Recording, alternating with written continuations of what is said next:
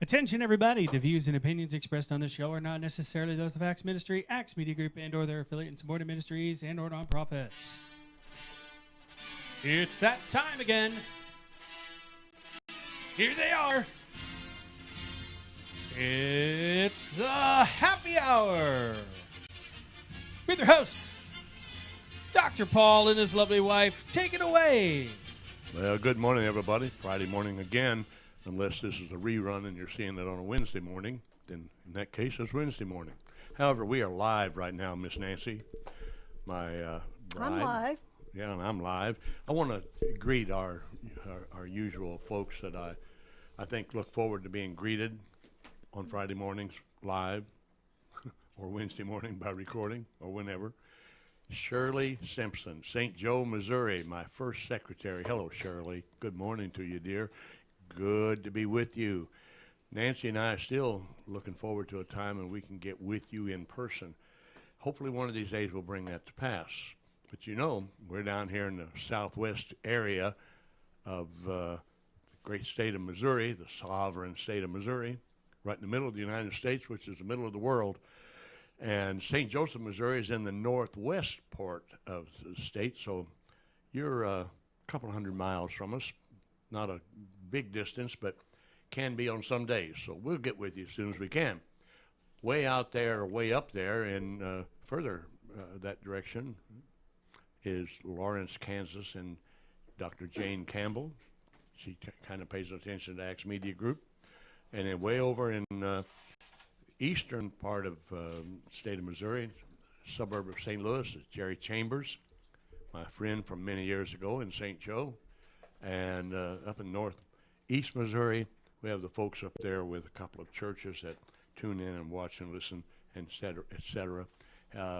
Also in Texas, we don't want to forget Judy and Galen, and we don't want to, they're down in south central Texas, Dallas area and south down into the Houston area. And then up in the Panhandle, around Lubbock, we have the Elvers and their little church group. And we have the Gage family, and Lyle Way, our Christian novelist friend, and his wife Darlene, and of course just north of us here, north of us in Springfield, which is I call Springburg, USA, just north of us, Lyle and Darlene's daughter and her family, they live. So anyway, welcome to all of you. First thing I want to do is put in a little plug here for, get this name, Polymath Educational Cafe. Polymath Educational Cafe. This lady was a guest on our broadcast a few months ago, and she is a math teacher, and she has a cafe in Marshfield, Missouri, called Polymath Educational Cafe, and it is vegetarian. And a couple of weeks ago or so, Nancy and I had the privilege of making a little journey east of Springburg, USA, over to Marshfield, USA, and we had an early lunch at the Polymath Educational Cafe. Very good and very filling. Did not miss the meat at all. Afterwards, we went across the street to a veterinarian's office, clinic actually, and managed to see a young woman who was a little girl in the church where we were pastoring a number of years ago. She's now a veterinarian, has been for a number of years, and we got to see Dr. Emily Johnson, veterinarian, who used to be just little Miss Emily Crawford. Anyway, Emily's married, has a little girl who's precious and beautiful, and Emily is a veterinarian. Her husband works for Department of Natural Resources, state of Missouri. Anyway, wonderful family, both sides of that family. Her husband, his parents were Lutherans. Her husband's dad was a Lutheran pastor down southeast, I think, part of the state of a large Lutheran church. Anyway, when you're in that neighborhood, stop in at Polymath Educational Cafe. I suggest you call ahead, go online. You'll find they have a website and so forth. But call ahead, make sure they have room for you. It's a small cafe, delicious. Now, I want to put in a plug also for Dr. Bonnie McElman, a naturopathic physician. She has Mackelman Holistic Health Clinic. It is tomorrow, which is the 17th, in real time. I don't know when you're going to watch this, but if we're live now, so this means tomorrow. She has a very special learning opportunity for people who are interested in physical, spiritual, and emotional health. And all you have to do is give them a call, and you'll find them online and on Facebook and so forth. There is a little charge for that, $25 per person, and you can be there in person or it's virtual. And we've had Dr. Mackelman on as a guest, I think, 3 times. Anyway, Nancy, today I hope people will stay with us throughout this broadcast, because I'm going to take a little turn in the road here, so to speak. Most of you know by now that I am a clergyman, have been. I started preaching when I was 19 years old. I went through all of the educational system of a major mainline denomination, as far as university background and seminary after that, and then following that through a non-denominational school, earned my doctorate in Christian psychology, so forth. Spent a lot of years as a pastor. I was a magazine editor. I was a broadcaster. I was on a college staff doing admissions work, and then I taught at a local college here in the humanities division, and so forth, all that kind of background, and authored a book, and now I also help other people write and publish their books. But that having been said, I'm coming at this today not as a clergyman per se, although that's who I am, but remember, no, you don't remember because I never told you. Before I was a clergyman, I was a meat cutter. I grew up in a family of butchers and meat cutters, and that was the family trade, and so that's what I did. And if I do say so, Nancy, I was quite good at it. And I worked in supermarkets, I worked in locker plants, etc. Anyway, and that's how I managed to work my way through school, and I'm pleased to say that I got through all those education years with no education debt because of working and and I only had a scholarship one time, and it was for like $250, and that was a drop in the bucket, didn't amount to anything under the circumstances. Anyway, now we have young people with a lot of student debt, and I feel for them. I certainly do. Anyway, I'm not going to come at this program, this broadcast, from the standpoint of a clergyman. I just wanted to be up front with you and to remind you that is who I am, but I'm also an old meat cutter. And I stock shelves in grocery stores, and I delivered newspapers. I've dug ditches, post holes, strung wire. I've done a lot of different things to make a living in my time. I shagged ice. Some of you are too young to know when we had ice trucks running around with blocks of ice, and we wore a rubber apron down our back with a pocket on the bottom to catch the drippings, and we'd put a block of ice, hold it like this with some hooks over our shoulder, and go upstairs and put it in the top of old Miss So-and-so's ice box. Yeah, and I've done a lot of things. When you get to be my age, you have done a lot of things. So I want to begin by saying then, again, that turn in the road, in that today I want Nancy, my wife, and I, and if you'll stay with us, hopefully you'll find it interesting, to talk about evil. Now, we live in a time now when there's a lot of divided opinions about what's good and what's evil.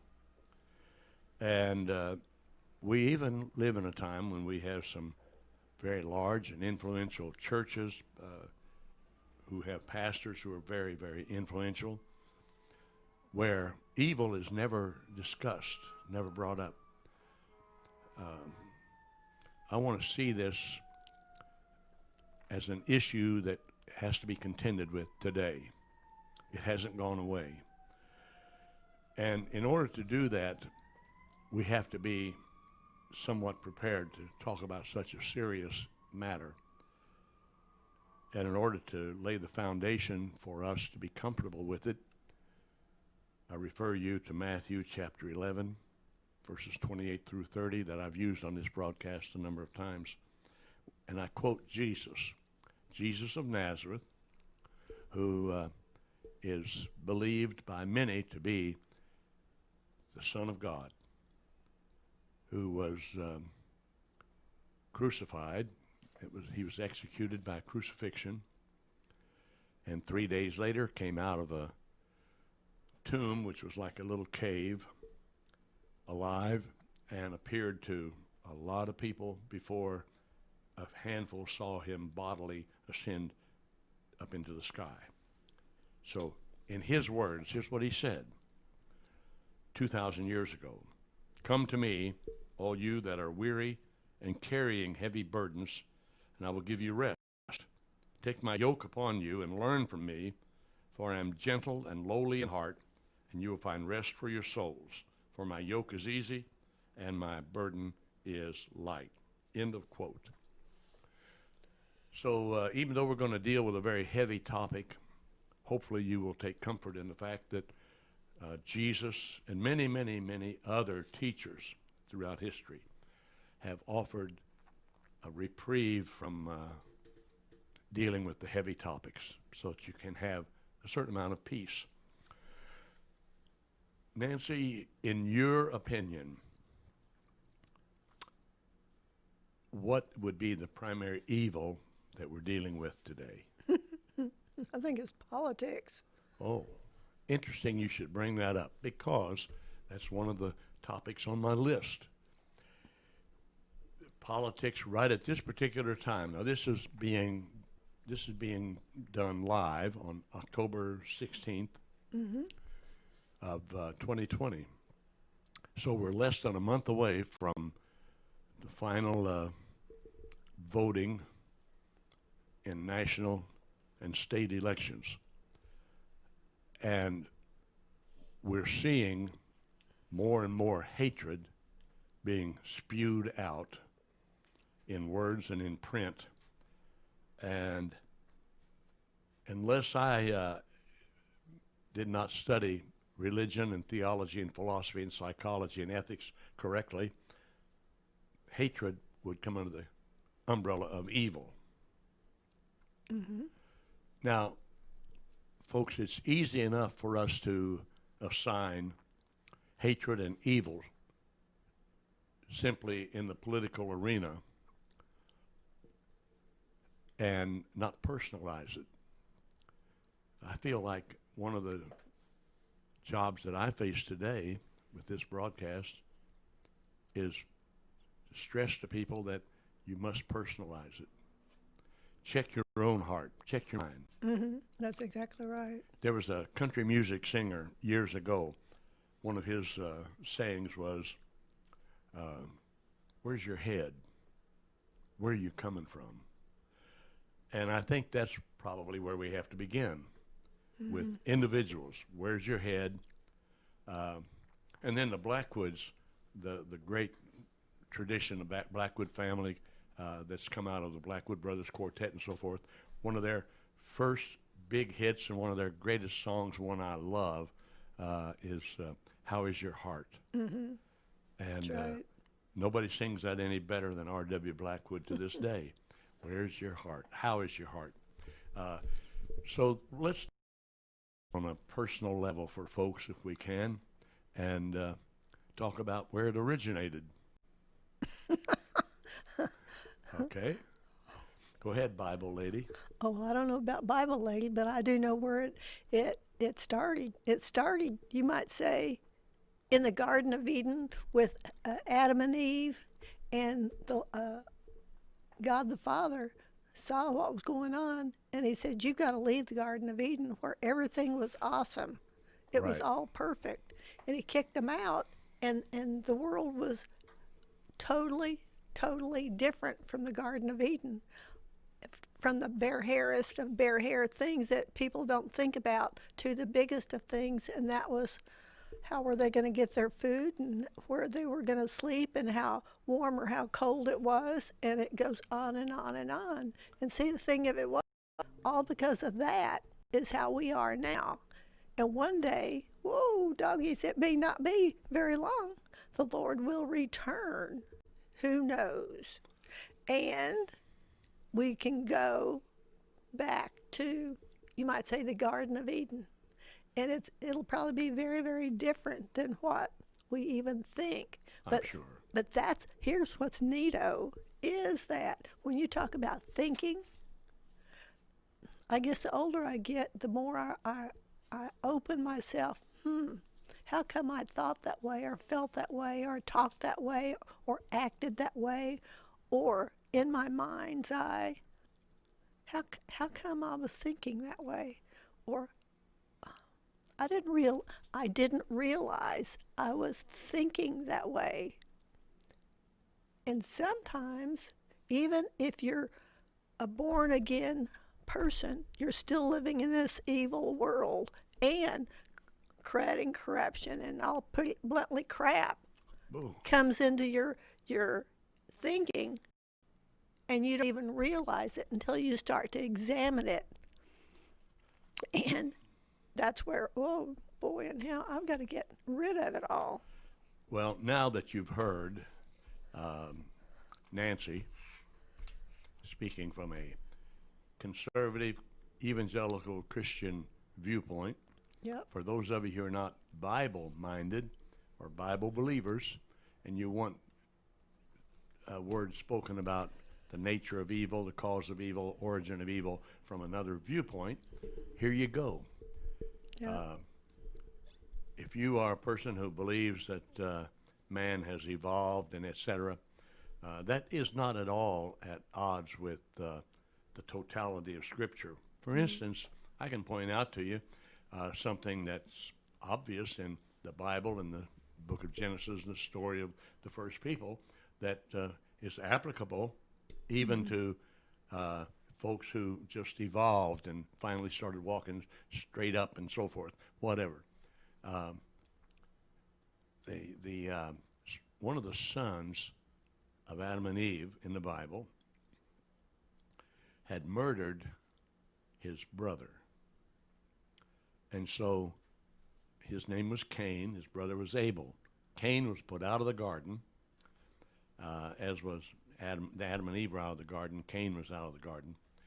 And Cain became, the Bible says, a tiller of the soil. So, biblically speaking, he was the first one to have a farm implement. But guess what he did?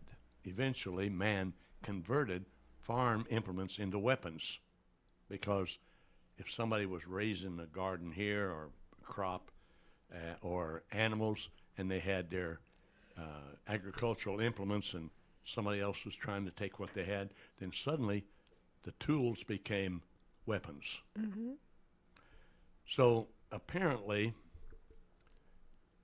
evil has a lot to do with taking care of self. Yeah, And that's right. according to what I've researched, the root of selfishness is self. Mm-hmm. And if you look deeply enough, you'll discover that what religious people, not just Christians but other religions as well, call sin, the root cause is selfishness, looking after self. Yeah. That's why I gave this scripture here from Jesus, because the more we depend on Jesus or your favorite teacher, somebody, I'm promoting Jesus today, the less you will be dependent upon yourself. Oh, I know that's right.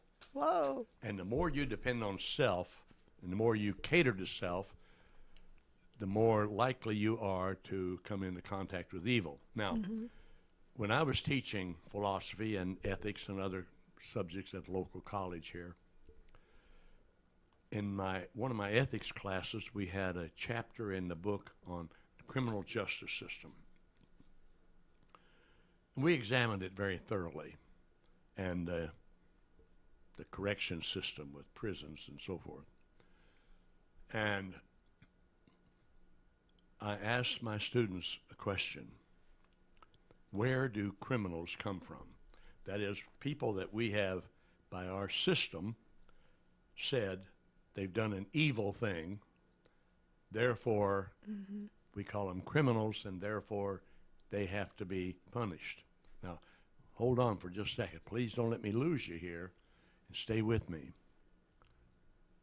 If every person who thinks or does evil is a criminal, then everybody is a criminal. Criminals who haven't been caught, criminals who did not break a particular law or rule or regulation set up by society. Having said that, we have those who are labeled as criminal, and they're sent to prison or whatever. And I ask my students, where do criminals come from? And while they have this look on their faces like I'm pondering this question, I said, we don't lift up a rock and find them under a rock. We don't go out in the forest and find them growing on trees. Where do they come from? And finally, I would tell them, they come from us, from our communities. That's right. We produce them, intentionally or unintentionally. And it all comes down to self. Mankind wanting more and more and more, and even in societies that are a long ways from being as sophisticated or prosperous as ours, self and self-preservation are still very strong incentives to do whatever it takes to survive. So now we're in this political scene, and we have actually the privilege of watching and learning how evil is being played out right before our eyes. The commercials are sometimes so negative that you have to say, it took a devious mind to put that together. And that devious mind was paid to do the graphics, to do the recording, provide the media outlet. Money, money, money, always money. If they pay someone enough, they will manipulate photography and put together a TV ad against their opponent. I sit there and I watch that, and I think the person who put this together was paid, and the reason they took the job was for the money, and they're not thinking, obviously, about, am I doing an evil thing? If you portray somebody in the worst possible light, you may be telling 2% of the truth about that person, and 98% would say, here's a great woman, a great man. I don't know if I get this across or not, but I think that's evil. I think that shows that when there's money involved, people will do almost anything. It's intent. The intent. There was a movie many years ago now about Show Me the Money. And I used to tell, again, my college students, if you want to get to the root cause of something, a basic answer, 3 words: follow the money. And when you see television ads or online ads that are very, very, very negative, follow the money. You'll see why that ad was put together. Now, on the other hand, when you see an ad that's very positive, shows only the best pictures of a candidate, for instance, or the best color, all of their fine qualities, we know that's not 100% true. Well, I'm not so sure we can say that's 100% true. There's a lot of people out there, well, it's on TV, so it must be true. That's what I'm saying. And they're not really thinking about a whole picture. There's more to anything than what they're seeing or what they're hearing. It's like I say, it's not 100% true. No. But someone put that together knowing, I'm convinced, knowing it's not 100% true. However, it's something that will, as we say, sell. Mm-hmm. And they have to keep it positive. And even though there's 2% of that person, their character, whatever, their accomplishments or lack thereof, that are not being covered. In other words, they're telling part of the story, which is like telling a half-truth, which is like telling a half-lie, and a half-lie is still a lie. So evil, it's all. Why would people do this? Because there is apparently, theologically, philosophically, anthropologically, archaeologically, sociologically, Morally. there is a side of man that has been corrupted, so that there is a touch of evil. And I think there was a movie one time entitled A Touch of Evil. There is a touch of evil. And it shows up right now in this heated political campaign that's going on. Sometimes the evil manifests itself in very subtle ways, too. Anyone who's watched any of the so-called presidential debates or town halls will have noticed that quite often the interviewer will be very favorable to one candidate as opposed to the other. And consequently, sometimes they ask what we call softball questions. And other times they don't press them for a complete answer. They let them off the hook. And then you have interviewers that obviously do not favor the candidate, and they ask hardball questions, and they interrupt right in the middle of the candidate trying to answer the question. And the consequence is the whole interview is skewed in a negative way as pertains to the candidate. That's evil. It's just certainly evil. We're seeing evil being played out not only in the political realm, but how it washes over into social media.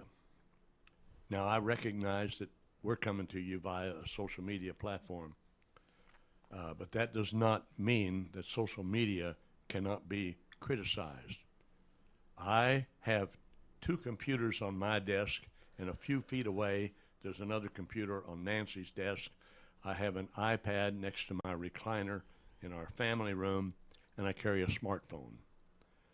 I stay tuned in to not only the major news networks, but others that are online news and social media of all kinds. And I see evil being expressed via social media daily. It's interesting to me that some hate messages can get through social media and others cannot. They were just talking about that, I think, on Fox News today, was it? Or was it on another program that we were watching? It was on another program we were watching. Now, but I've seen it being played out on online on various programs. I know, but you can pick up a magazine and there's going to be something. You can pick up a newspaper, and it's going to be that way. I don't think there's anything that is not negative in some way. I'll put it that way. Well, that's right, because the touch of evil. That's By the right. way, if you're hearing things in the background, there's a certain amount of work being done on the outside of the building where our studios are located, and some of that noise may be filtering through to you. If so, just bear with us and ignore it if you can. Anyway, social media, and it's obvious that the people who are at the controls of social media, and there's somebody there all the time at the controls, as we would say, directing traffic, they have their opinions as well. And so man's opinion or woman's opinion comes into play as to whether or not this message can be allowed on social media and another message not allowed. Those decisions are being made, and they're being made by human beings, and we all have a touch of evil, and which comes back to saying we put selfish interest first. We also have evil, Nancy, that's expressed in terms of people who have problems in the soul realm. Now, let me explain to you what I mean by that. Not that you don't, some of you already know what I'm talking about, some of you may not. In all fairness, let me explain. Man is a tripartite being. Man has three parts, basically. He has a body, which you can see. He has a life force in him called a spirit that keeps him alive and moving and so forth. And he has a soulish realm, the mind, the will, and the emotions. We see evil sometimes being played out in the soulish realm. Something will get into a person's head that's a negative. And they don't even stop to think, whoops, that's a negative. And others have their cognitive ability, that is, their ability to understand, express, and so forth, impaired because of something going on physically with the brain. You can have dementia and that sort of thing. But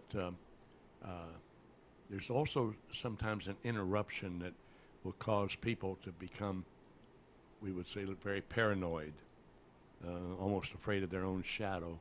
That's an evil thing. We have those whose minds are given over to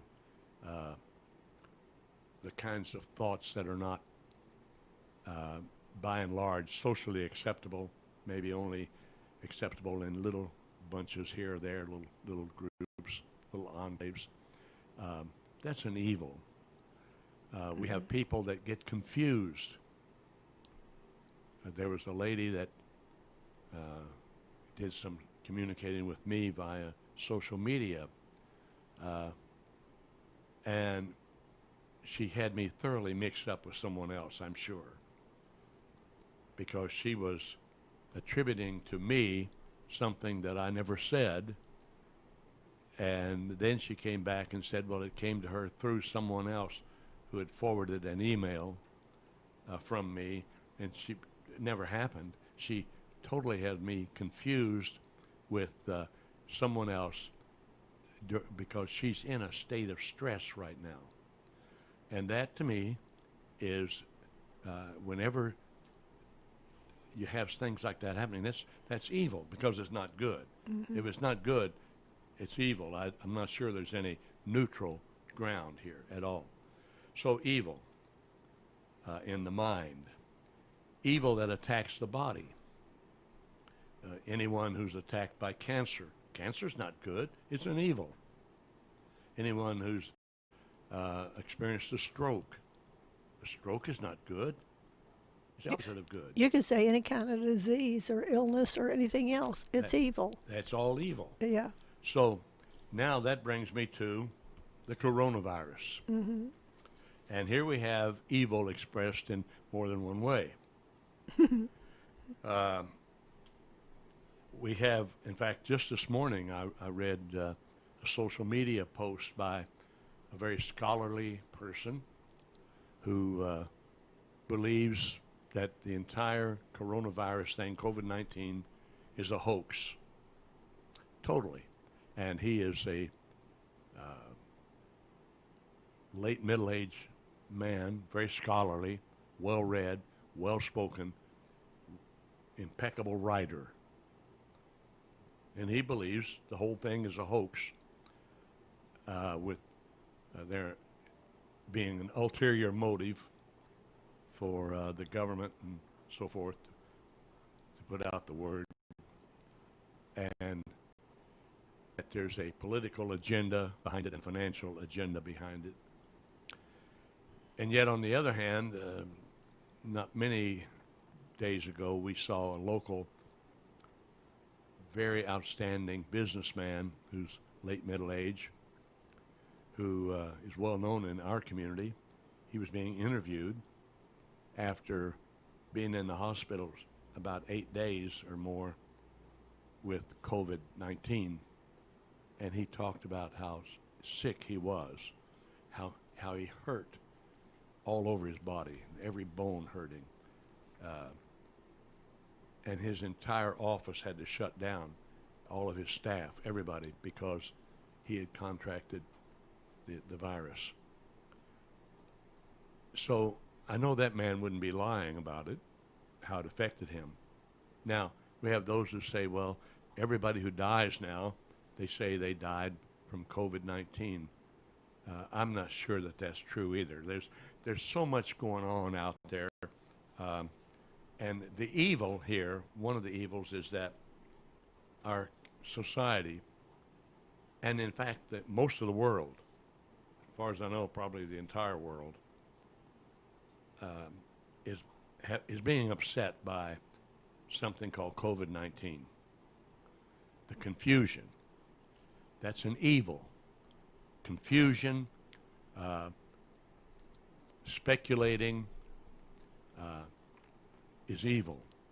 If you are a lying scientist, being a scientist does not excuse your lies. Mm-mm. If you are a lying politician, being a politician does not excuse your lies. If you are someone who's believing a lot of lies and repeating them, that's an evil. We've got to find a way to put some brakes on things. I don't remember where this came from, but it was attached to something that came in the mail. It's entitled Coronavirus Explained Easily. They use a lady's name here who's fictitious. Kate got infected yesterday, but she won't know until 14 days later that she was infected with the COVID-19 virus. Next, Kate thinks she's healthy and is infecting 10 people per day because she doesn't know she has the virus, so she's going out about her business. These 10 people think they're okay. They travel, go out and infect 100 people. These 100 people think they're healthy and keep infecting 1,000 people. No one knows who is okay or who can infect you. So do you understand why it's important to stay home as much as possible? Be responsible. Stay in quarantine. Wear a mask. Observe social distancing. I want to interject here. I realize there are those who talk about the flu, and we're in the beginnings of the flu season now in America and so forth. Whether it's someone on the extreme side lying to us, being an evil, or whether it's someone on the opposite extreme saying they're lying to us, somebody's lying. So somewhere in the midst of all this evil, there has to be some truth. And here's my truth. I'm 85 years young. I have 4 stents in coronary arteries. I have a pacemaker. I call it my gizzard, and I named it Buddy. It's state-of-the-art, 3 wires. The heart has 4 chambers. Most people's pacemaker has 2 wires. I have 3. There's a monitor next to the bedside, next to the bed, a bedside table that monitors me all night long, sending signals to the heart center.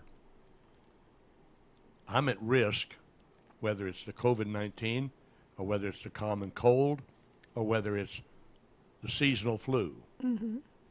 I'm also at risk of trying to dig up a bunch of dirt to make a garden. I'm I'm at risk trying to be a sprinter. I'm at risk trying to play a fast-paced game of basketball. Those are facts. And the fact is, something is among us that's making some people very ill, claiming some lives, and we do have, as a fact, an opportunity, a way to slow it down and help to contain it and try to overcome it one way or another. As we have done with the flu, man has been very successful, apparently, in science and medical and with everything except the common cold. Hopefully, the coronavirus will not be like the common cold with us forever and no way of effectively combating it. So, evil. Evil in the area of medicine and some of the social aspects of medicine. Now, Nancy, let's be open enough on this platform to say that there's also evil in the world of religion. Yeah, boy, now. This is where the rubber meets the road, Yeah. pedal to the metal. This is truth. Mm-hmm. This is truth. There is evil in every religion, I'm sure. You've been studying the religions of the world, and I've studied them. I've taught the religions of the world. And yes, there's plenty of evidence for a lot of evil that's done in the name of religion. And some of the evil is seen openly, overtly, and some of it is very covert, that is very undercover. But there's a lot of evil in the world of religion. Now, can we be more specific about it? Yes. Men have taken up arms and killed one another in the name of religion. It's been happening in our time. Remember ISIS? One of the most severe evils that's ever been perpetrated on the world in the Middle East. ISIS, don't forget them. It was under this presidency, by the way, that ISIS was finally brought to its knees and basically wiped out as an armed force. I'm sure they have their agents still digging around trying to reactivate or whatever. But that was evil done in the name of religion. Then we had back in history, of course, the Crusades. A lot of people died in the name of religion. Ethnic cleansing is done in the name of religion. Adolf Hitler trying to cleanse the world of Jews. That was considered something that could be done because people had a certain amount of fear or hatred for Jews. Why would anybody hate a Jew? I know, but see, the bottom line was it was Jesus, and what was done, and the Jews were God's people. So in a way, you could say, without people even realizing it, the devil took over, and they didn't think anything about it, and that's what happened. Well, there's been a lot of people die as a result of war in the name of religion or persecution in the name of religion, etc. Plus, there's more less obvious kinds of evil that can be perpetrated, even in what we call Christian churches, whether it be Roman Catholic or Orthodox or Protestant or anything in between, mainline churches, independent churches, so forth, evil. And when it happens in a conservative church or group, it makes big headlines. When there's an evil that shows up. And likewise, in Roman Catholic circles, we get a Roman Catholic newspaper, and they openly talk about how they have had to deal with a problem of some of the things that priests have done and so forth. So there's evil everywhere you look.